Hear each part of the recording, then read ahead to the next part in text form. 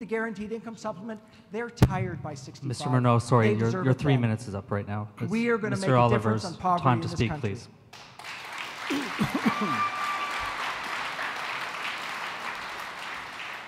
Eglinton Lawrence is a very diversified riding culturally and socioeconomically, so I'm very much aware of the challenges that some people are facing to make ends meet.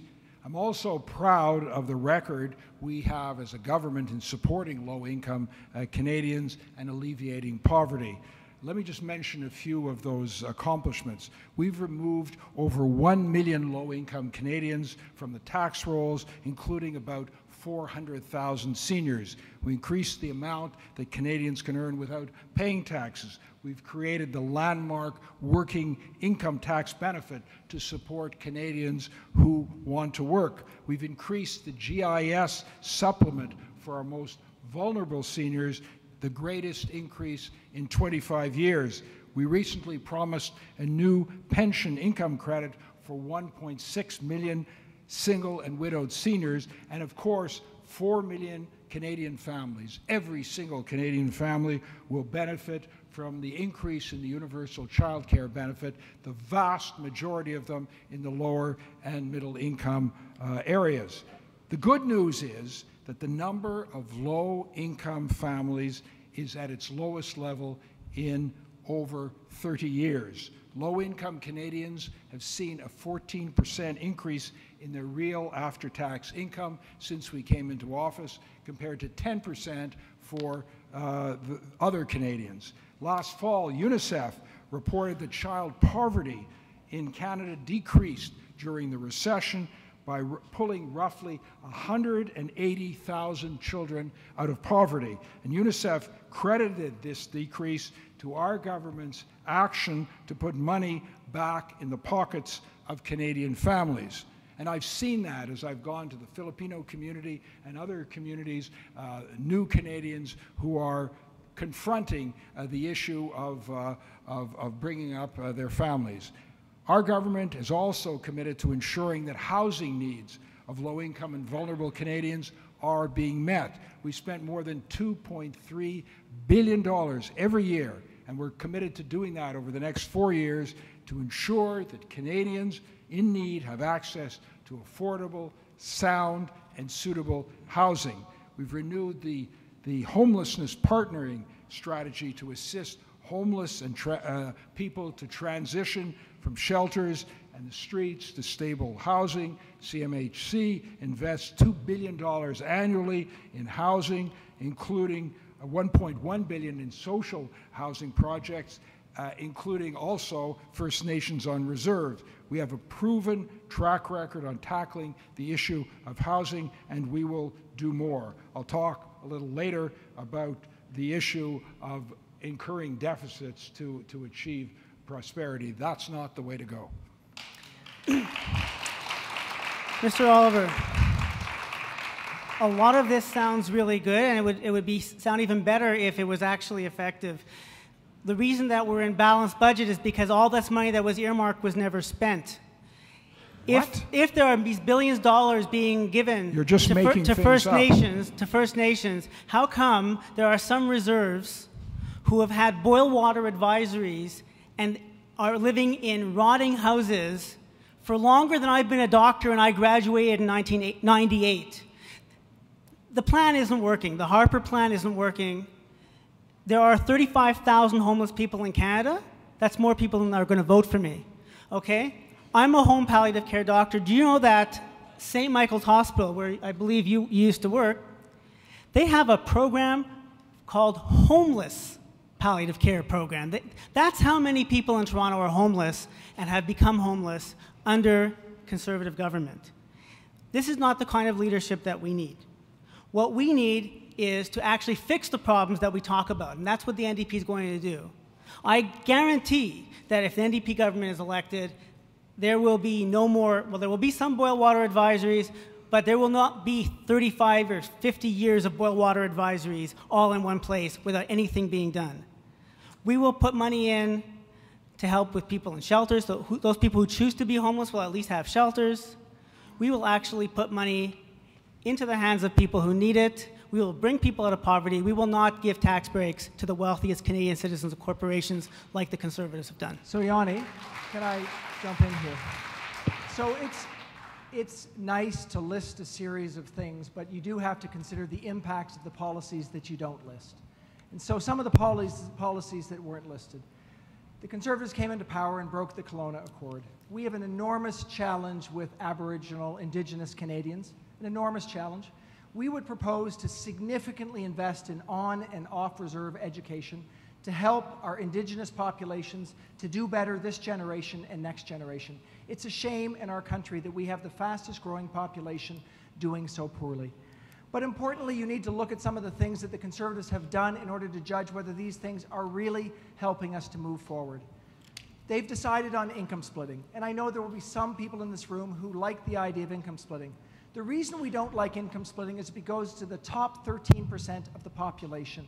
We don't think that's a good way to spend $2 billion. The reason we don't like the universal child care benefit is explicitly because it is universal. We don't see the need to send it to people who don't need it. We would rather take children out of poverty. These are the kinds of things that we will do. And actually on Hal, we do have to disagree on this because the NDP have decided they will keep the universal child care benefit. We don't agree with that. So we want to take people out of poverty by making choices that will make a difference. Thank you. Okay, that concludes our question section, and now each of the candidates will have an opportunity to offer closing remarks. We'll start with Mr. Oliver. Thank you. We've all been treated to a discussion that reveals some stark differences in philosophy and approach with important implications for the country's future. In my role as Minister of Natural Resources and now Finance Minister, I've had the privilege of representing Canada around the world. And everywhere I went, I encountered two realities. First, Canada is admired as a wealthy, socially peaceful country that has managed its economy well. And second, we live at a time of global economic fragility and geopolitical risk. So even though we're doing relatively well, we need to protect our economy, safeguard Canadians from internal and external threats, and support Canadian values. The Liberal Party has explicitly advocated increasing taxes and massive permanent deficits. That is the last thing we need in this turbulent global environment.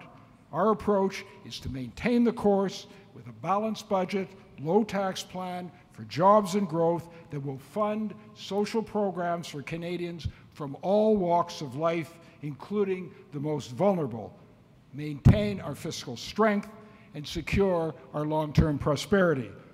The way to protect Canadians is not to withdraw from the coalition fighting ISIS, raise the white flag, hamstring our security agencies, hamstring them from thwarting terrorist threats. The way forward is to fund our brave men and women in uniform, make it easier for our intelligence agencies to share information to protect Canadians, and continue the fight against ISIS. The way to stand up for Canadian values is not to embrace moral relativism, seeking the support of every dictator with a vote at the UN, or closing our ears when an Ayatollah calls for Israel's destruction. The way forward is to represent the best of Canadian values, standing with Israel, our democratic ally, against terrorists who want to destroy it, as we stand with Ukraine, promoting democracy, the rule of law, and religious freedom around the world. The way forward for Canada is reliable and experienced leadership that offers moral clarity and economic expertise to protect our economy and stand tall for Canadian values right around the world. Thank you.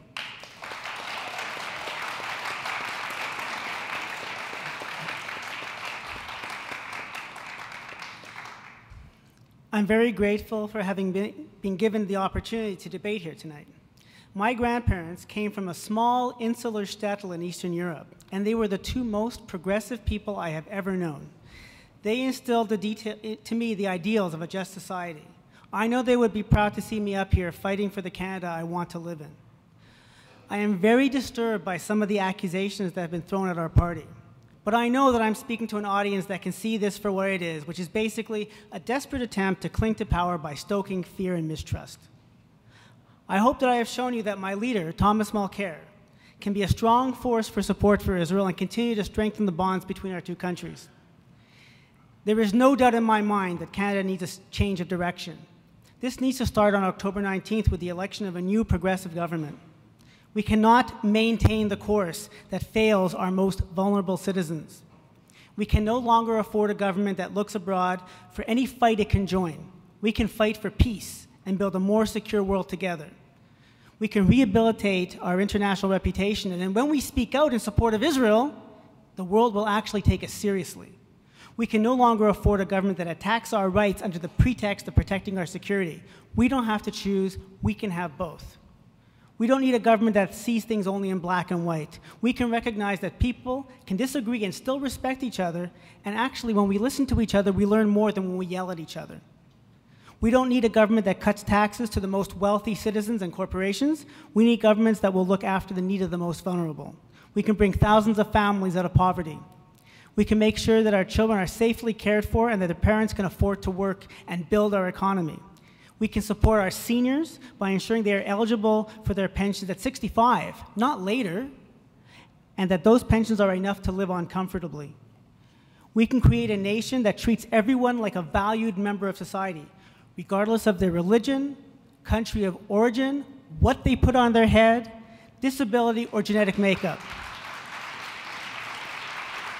Quite simply, we can make Canada a place that we can truly be proud of. It won't be easy. We have a lot of things to fix after the last 10 years, and we need to take it one step at a time. The longest journey begins with a single step. Ladies and gentlemen, the first step begins October 19th when you help elect Tom Mulcair Prime Minister to lead the first federal NDP government in history. Herzlichen Dank und gute Nacht. Thank you.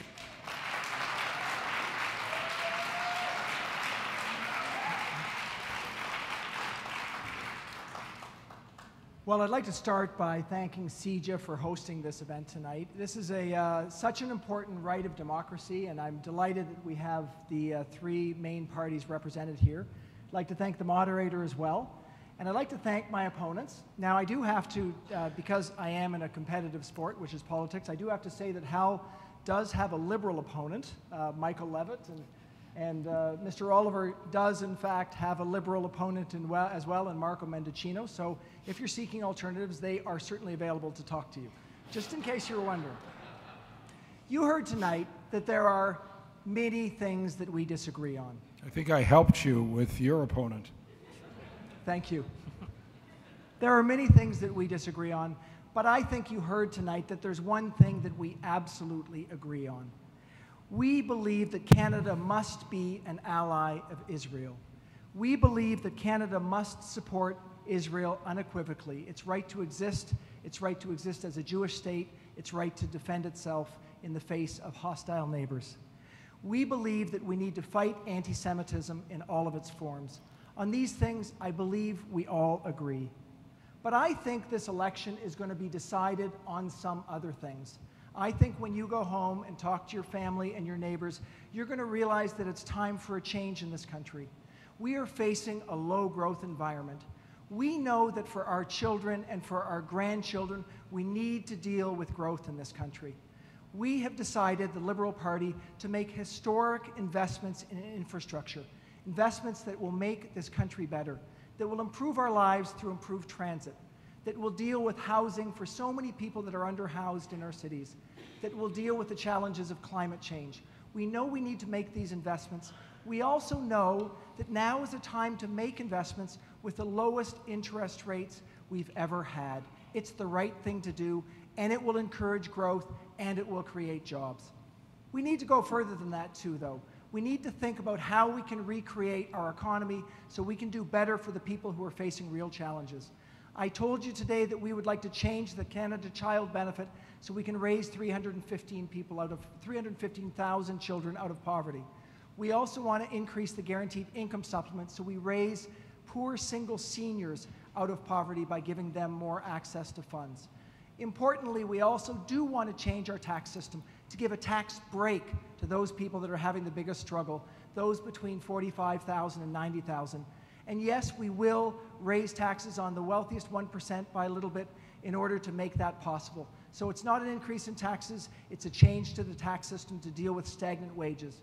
We think that these activities will make for a better Canada.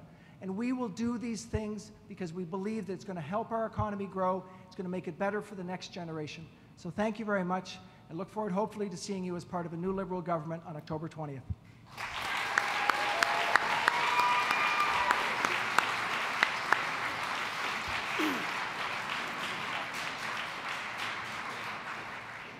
Let's have a round of applause for all three candidates, please.